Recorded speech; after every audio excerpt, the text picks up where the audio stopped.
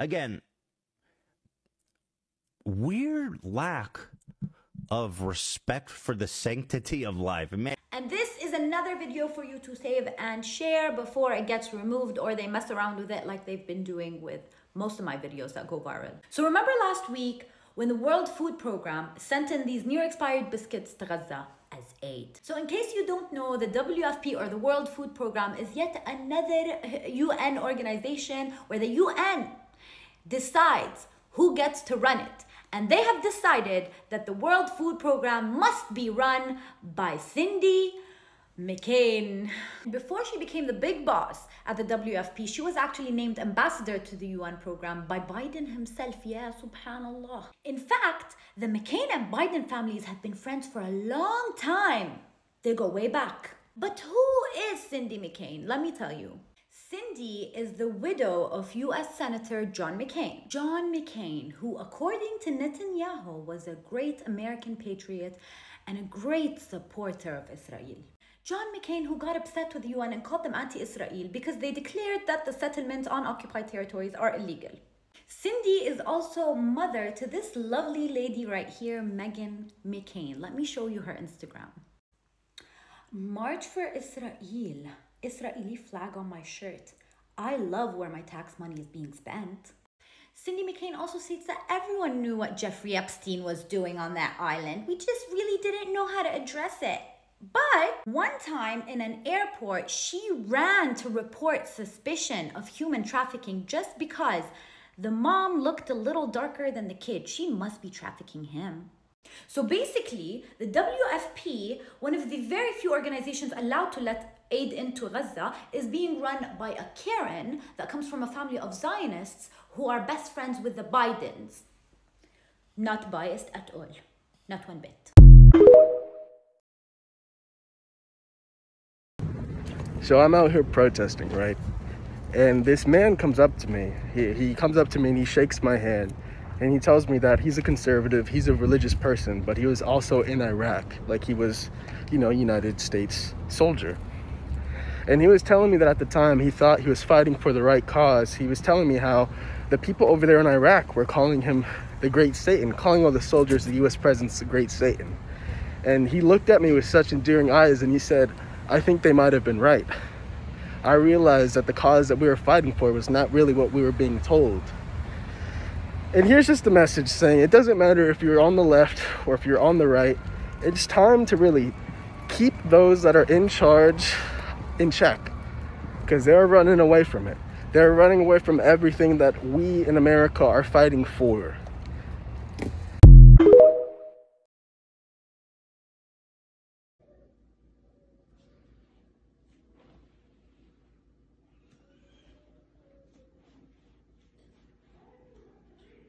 This is 7,028 names.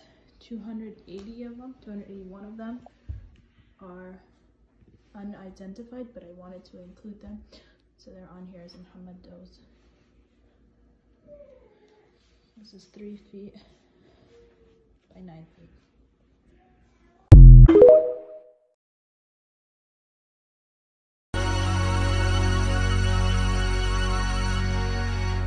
Can I talk my shit again?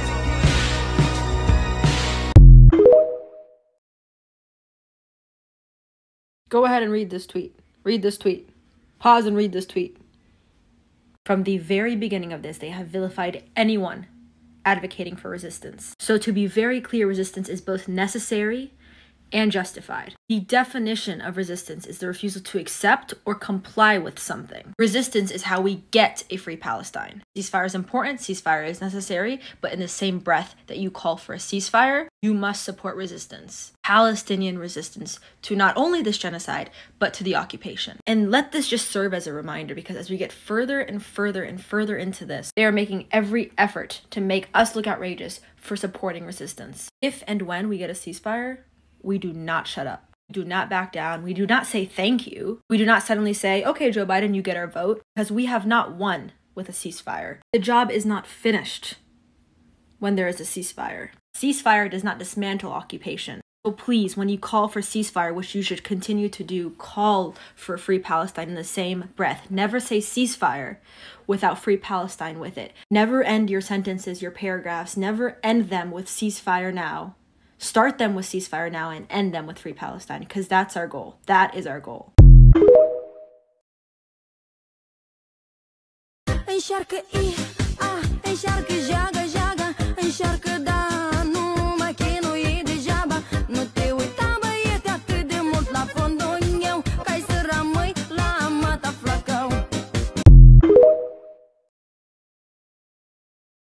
And just notice for my people up in Gaza and Ramallah, and it's free Palestine until it's backwards, motherfucker. I'm a speaker for my people, fuck this rap shit. Forcing children out their homes when they ain't have shit. Killing mothers, children, asking why there's no...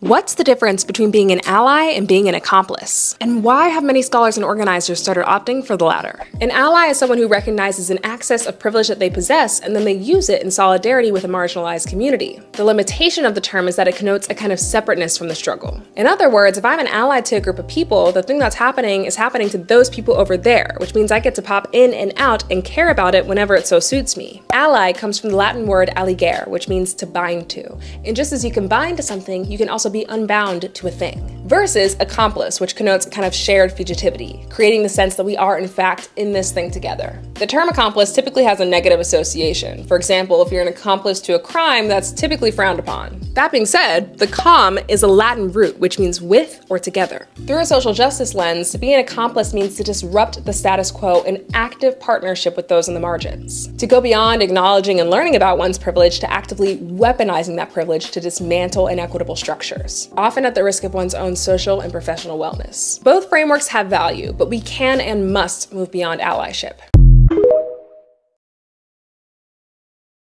He was gay. Why should I have to apologize? I saw gay, so I said gay. That ain't bullying. That's an astute observation.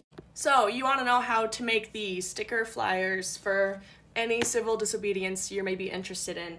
What you're going to do is you're going to go on to Free Palestine Printing, and you are going to print off and download the Murdered by Israel set, and it has pictures and like names of people who were murdered by Israel. And what you're going to do is you're going to take that PDF download and you're going to go onto a site or a store where you can print things. I did Office Max, but I'm not sure if that's like a super awesome like BDS supported corporation. Obviously go local if you can. And you're going to print it on a sticker sheet. It's like a full sheet size stickers. And what you're going to do is you're going to give it to your fellow community members and you're going to tell them to do whatever they want with it. There you go. I don't know what the legality of it is. It probably is not legal, but print whatever you want. Love you. It goes down directly to the tunnel. The tunnel is let down more than 20 meters. The only thing going 20 meters down is your credibility. The tunnel in question is actually an elevator shaft. Get used to it. Gaza has elevators. Stupid fucking whore! So I'll just shut the fuck up! I'm not sure how they expect to suppress an entire generation. Oh, I know this one. They're going to try to treat you like they treat black people every time that we protest against something. They're going to try to say that you're just misinformed and that misinformation can make you violent. Because of that, you need to be contained. They will be aware, specifically the left-wing parties, that they will need your vote later on down the line. So they will approach this by trying to show you that you're misguided. There will be a suggestion that there will be some extremists working behind the scenes to change your mind. And they will do this because in the middle of this Gen Z, there's also white people. So they can't lean on the savage. But all the rest, it will be BLM redux. Violent demonstration, non-inclusive slogans that means that we are uncomfortable. Because don't all lives matter? They will use this as an opportunity to patronize you, to try to curtail your access to information. And they will try in the time-honored way of older people to shame Gen Z and shame every single activist for not being in the front lines for every single bad thing that has happened in the last 20 years. Another thing that they will play on is the sensitivity of the aggressor and all of the people who support them. We are already seeing it here in the UK, where politicians are like, oh my god, I'm so scared because of the people that I represent. Refuse to put the value of the lives that you are being lost in the discussion.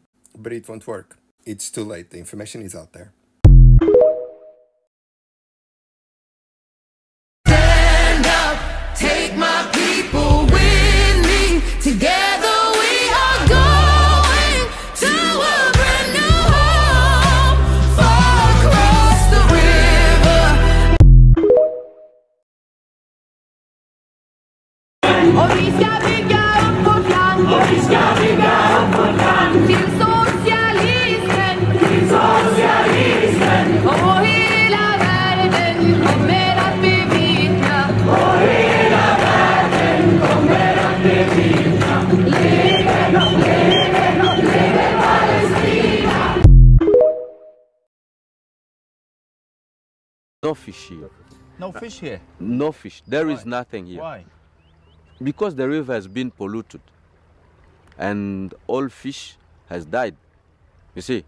Donc avec l'acide, je vous dis que l'acide sulfurique ne laisse rien dans la rivière. Il n'y a même pas de crapauds. There is nothing inside. No life in the river. I'm already there. Take a look around.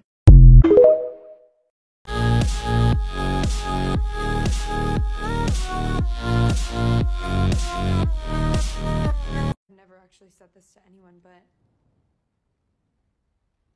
I have body dysmorphia. Oh my god, shut the fuck up, Alice. We're anti-Zionists. We're gonna care so much about the liberation of Palestine. We're anti-Zionists. We're gonna talk about the Nakba. We're anti-Zionists. We're gonna laugh at people who are Islamophobic. We're anti-Zionists. We're gonna hold the state of Israel responsible for committing a genocide. We're anti-Zionists. We're actually gonna give a shit about Palestinian kids. We're anti-Zionist. We're gonna think collective punishment is actually, like, kind of gross. We're anti-Zionists. We're not gonna blindly accept any information that Western media gives us about the state of Israel. We're anti-Zionist. We're gonna read Noam Chomsky. We're anti-Zionist. We're gonna read Angela Davis.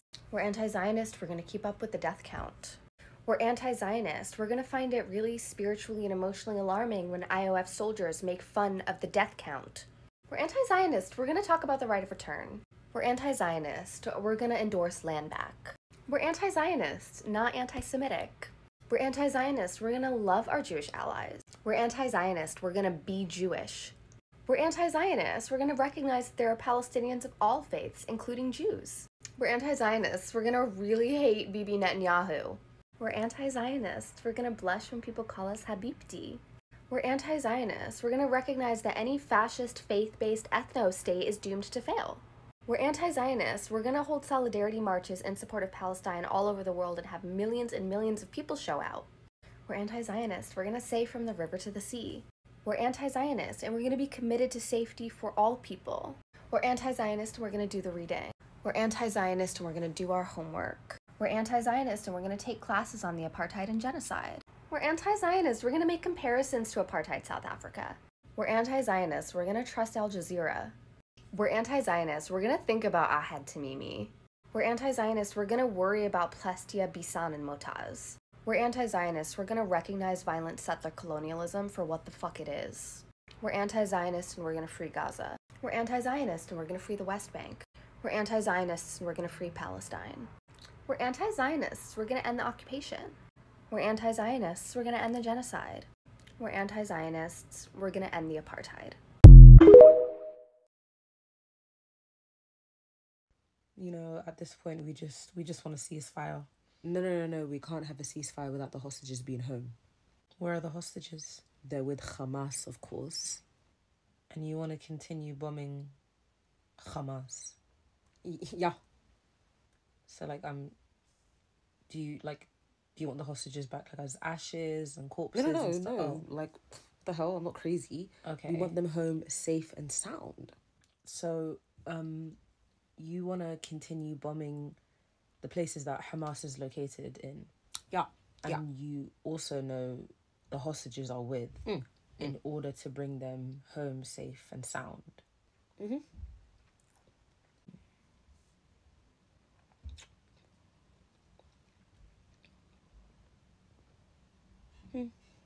Makes sense. Okay,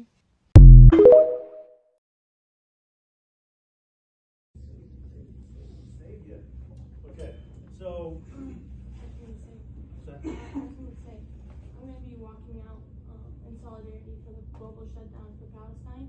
I want you guys to understand this is a humanitarian crisis and the government needs to call for a ceasefire. If anyone would like to join me in solidarity now, please walk out. okay, you do that. I find friendly some of that, and I'm not being sarcastic when I say that. So here's a fun fact about yesterday's pro-Palestine protest in London. The Jewish bloc had over 1,000 people in it. Just for some context, the British Jewish population is about 280,000. That's 1,000 Jewish people. And that's not counting other Jewish people who marched in different blocks, who, you know, maybe marched with friends, who marched on their own. That's 1,000 people, at least, who turned up to yesterday's rally.